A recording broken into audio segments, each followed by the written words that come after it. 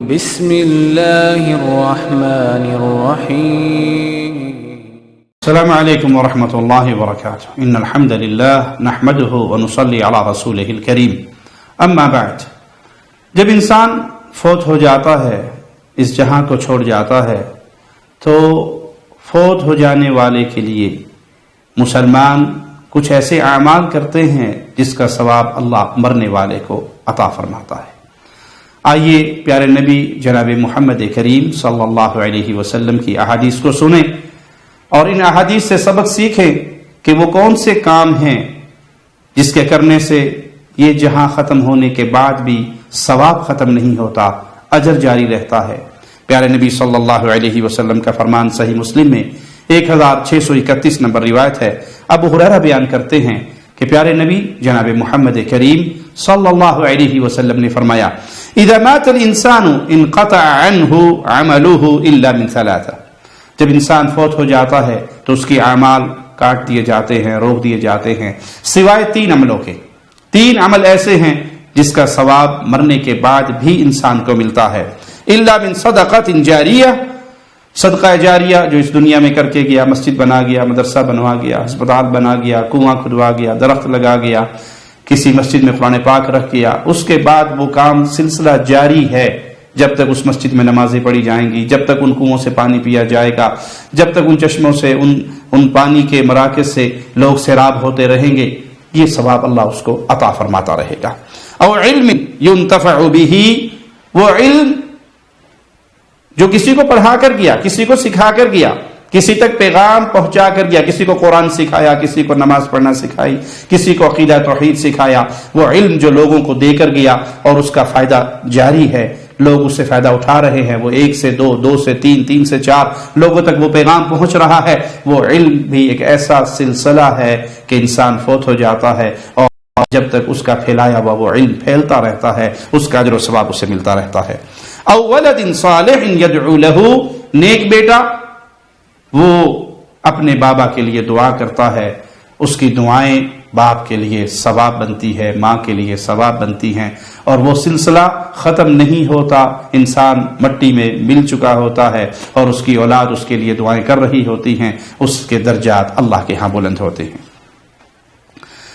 ابو داؤد حدیث نمبر 3199، ابو ہریرہ بیان کرتے ہیں کہ میں نے رسول اللہ صلی اللہ علیہ وسلم کو یہ فرماتے ہوئے سنا، اذا صلیتم علی المیت فاخلصوا له الدعاء، جب تم کسی میت کا جنازہ پڑھو تو اس کے لیے اخلاص کے ساتھ دعا کرو، آپ کی دعا اس میت کے حق میں فائدہ مند ہے، اسی طرح اولاد کی دعا ماں باپ کے حق میں فائدہ مند ہے، اور عام مسلمان کی دعا عام مسلمان کے حق میں فائدہ مند ہے۔ جب مسلمان فوت ہو جانے والے مسلمانوں کے لیے دعا کرتا ہے، اللہ اس کا ثواب ان کو عطا فرماتا ہے، ان کے درجات بلند کرتا ہے۔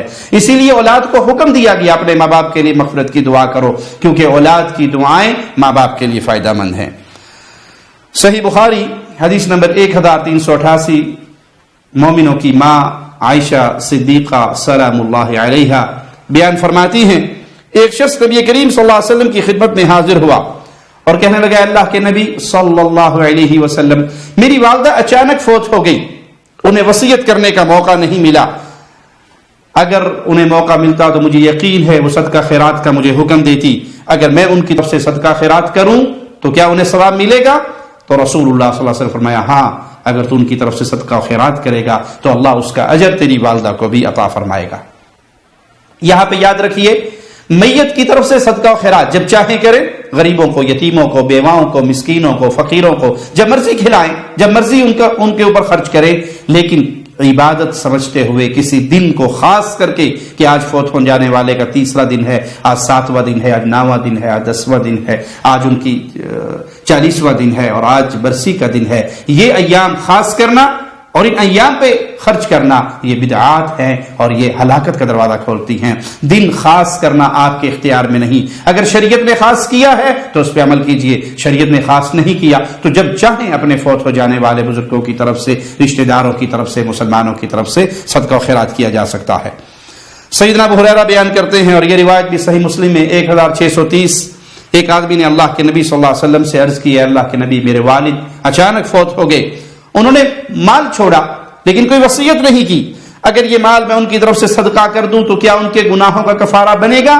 تو رسول اللہ صلی اللہ علیہ وسلم نے فرمایا ہاں، اگر یہ مال یا اس مال میں سے کچھ حصہ تو اپنے باپ کے لیے خرچ کرتا ہے تو اللہ تجھے اس کا ثواب تیرے ماں باپ کو دے گا، ان کے گناہوں میں کمی ہوگی، معافی ہوگی، ان کے درجات بلند ہوں گے. تو اس حدیث سے بھی ثابت ہوا کہ اولاد ماں باپ کی طرف سے صدقہ و خیرات کر سکتی ہے.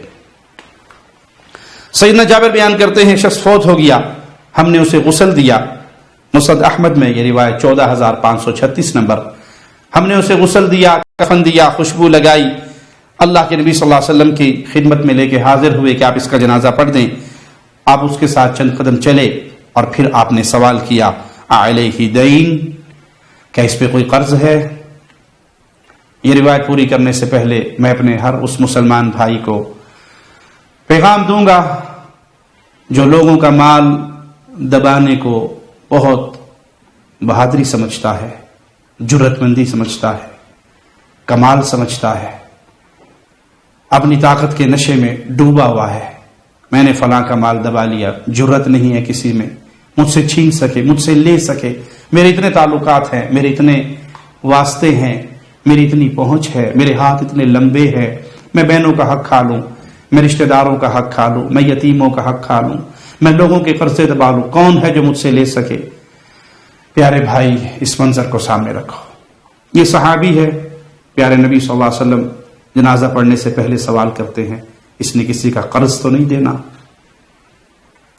جواب ملتا ہے اللہ کے نبی صلی اللہ علیہ وسلم اس نے قرض دینا ہے. پیارے نبی صلی اللہ علیہ وسلم کے ایک صحابی اس کا قرض اپنے ذمہ لے لیتے ہیں. ایک دن کے بعد آپ اسے سوال کرتے ہیں اور وہ قرض بھی 2 درہم یا 2 دینار کا قرض ہے. آپ نے سوال کیا ما فعل دیناران، بھئی ان 2 دیناروں کا کیا بنا؟ اس کا وہ قرض ادا ہو گیا یا نہیں ہوا؟ ابو قتادہ نے کہا اللہ کے نبی صلی اللہ علیہ وسلم بھی وہ کل ہی تو فوت ہوا ہے. سیدنا جابر کہتے ہیں اللہ کے نبی صلی اللہ علیہ وسلم نے اگلے دن پھر سوال کیا کہ بھئی وہ 2 دینار اس کے اوپر قرض تھا، اس کا کیا بنا؟ تو انہوں نے کہا اللہ کے نبی صلی اللہ علیہ وسلم میں نے وہ 2 دینار اس کا قرضہ ادا کر دیا. جملہ سنیے، رسول اللہ صلی اللہ علیہ وسلم کا جملہ. لوگوں کا مال دبانے والوں، لوگوں کے پیسوں پر سانپ بن کر بیٹھ جانے والوں اور اپنی زبان سے یہ کہنے والوں ہن داڑ تلے آیا ہے، ہن لے کے دکھا، اب پتہ لگے گا تم کیسے لیتے ہو. 2 دینار ہیں. اللہ کے نبی صلی اللہ علیہ وسلم ادا ہونے کے بعد یہ سن کر کہ اب ادا ہو گیا اس کا قرضہ، آپ نے فرمایا الان برت علیہ جلدہ، اب تو نے اس کی چمڑی اس پر ٹھنڈی کی ہے. 2 دینار قبر کے اندر کم چمڑی کو جلانے کے لیے کافی ہے. اگر کسی کے مارے ہوئے ہیں، کسی کے دبائے ہوئے ہیں، کسی کا قرض لیا ہوا ہے اور آپ ادا نہیں کر رہے جان بوجھ کے، اور اس کو اپنے لیے بہت کمال سمجھتے ہیں کہ میں بڑا پہنچا ہوا ہوں، کسی پہ جرت نہیں ہے مجھ پہ ہاتھ ڈال سکے، میں جس کی مرضی چھین لوں، جس کی مرضی ہڑپ کر لوں. یہ 2 دینار ہیں. آپ بار بار سوال کرتے ہیں ابو قتادہ جو نے ذمہ لیا تھا وہ ادا ہوئے یا نہیں ہوئے؟ کبھی کل ہی تو فوت ہوا. ایک دن پھر گزرا، آپ نے پھر پوچھا ادا ہو گئے؟ کہنے لگے جی اللہ کے نبی ادا ہو گئے. کہا اس پر اس کی چمڑی کو تو نے آج ٹھنڈا کیا ہے. اللہ کے لیے رک جائیے. موت کا پتہ نہیں ہے کب آ جائے. موت 1 سیکنڈ کے لیے اس کا موعد تبدیل نہیں ہوتا، تاخیر نہیں ہوتی، تقدیم نہیں ہوتی. اس کا وقت مقرر ہے اور وہ خفیہ ہے، معلوم نہیں ہے. معلوم نہیں آپ کو لوگوں سے معافی مانگنے کا ٹائم بھی ملے گا یا نہیں، لوگوں کا قرضہ دینے کا ٹائم بھی ملے گا یا نہیں. اور اکثریت کی یہ حالت ہوتی ہے کہ انہوں نے لوگوں کے دینے ہیں، ان کے پاس تحریر تک موجود نہیں ہوتی کہ مرنے کے بعد اولاد ہی اس وصیت کو پورا کر دے اور جو لین دین ہے وہ لکھا ہوا موجود ہو. تو پیارے بھائی یہ 2 دینار قبر میں چمڑی جلانے کے لیے کافی ہیں. اللہ ہمیں ہدایت عطا فرمائے. صحیح بخاری حدیث نمبر 1952. مومنوں کی ماں عائشہ صدیقہ رضی اللہ تعالی عنہ فرماتی ہیں کہ رسول اللہ صلی اللہ علیہ وسلم نے فرمایا من مات وعلیہ صیام صام عنہ ولیہ، جو شخص مر جائے اور اس کے ذمے اس کے روزے ہوں تو اس کا وارث اس کی طرف سے روزے رکھے.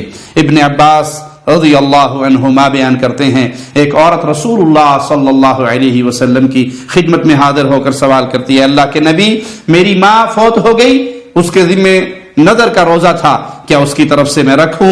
تو آپ نے سوال کیا ارأیت لو کان علی امک دین، کیا خیال ہے اگر تیری ماں پہ کچھ قرض ہوتا تو کیا تو اس کو ادا کرتی؟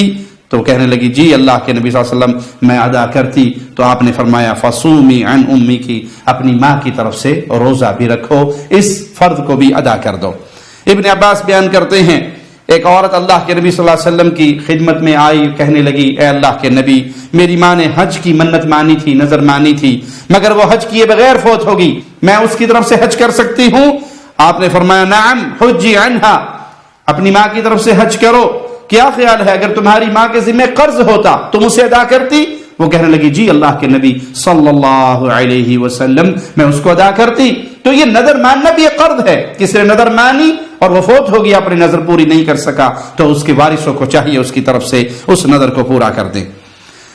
سیدنا عبداللہ بن عمر بیان کرتے ہیں مسند احمد میں اور ابو داؤد میں یہ روایت ہے، ابو داؤد میں 2883، عبداللہ بن عمر بیان کرتے ہیں میرے والد عاص بن وائل نے زمانہ جاہلیت میں 100 اونٹ نہر کرنے کی نظر مانی، میرے بھائی ہشام بن عاص نے اپنے حصے کے 50 ذبح کر دیے، لیکن عمر بن عاص نے ذبح کرنے سے پہلے رسول اللہ صلی اللہ علیہ وسلم سے سوال کیا۔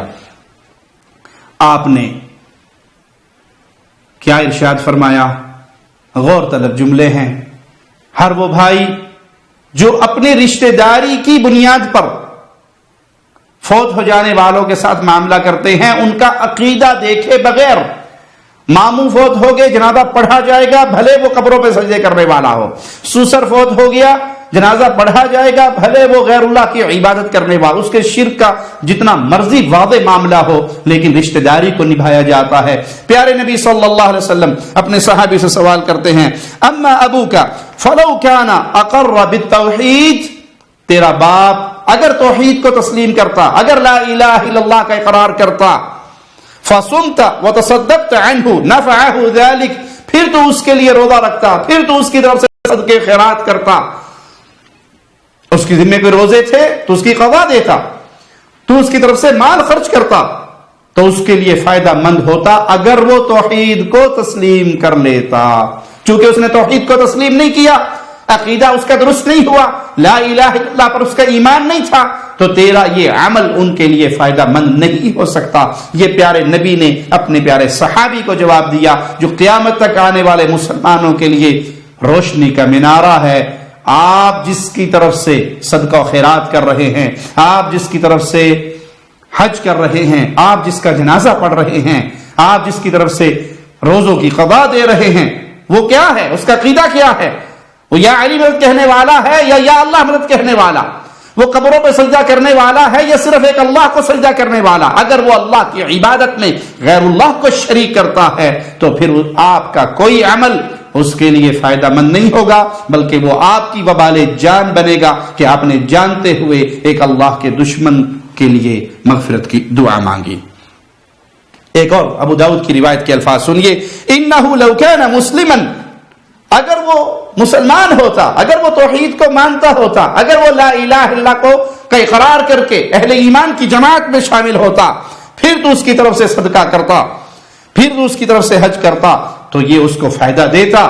لیکن جو توحید پر نہیں ہے، جو شرک اکبر پر ہے، جو کھلا شرک کرتا ہے، جو غیر اللہ کو سجدے کرتا ہے، جو غیر اللہ کی نظر و نیاز دیتا ہے، جو غیر اللہ کو پکارتا ہے، ان کو مشکل کشا و حاجت روا سمجھتا ہے، تم صرف رشتہ داری نبھاتے ہوئے، دوستی نبھاتے ہوئے اگر اس کی طرف سے یہ معاملات کر رہے ہو تو تمہاری اپنی آخرت برباد ہونے کا خطرہ ہے۔ اقول قولی ھذا واستغفر اللہ لی ولکم ولسائر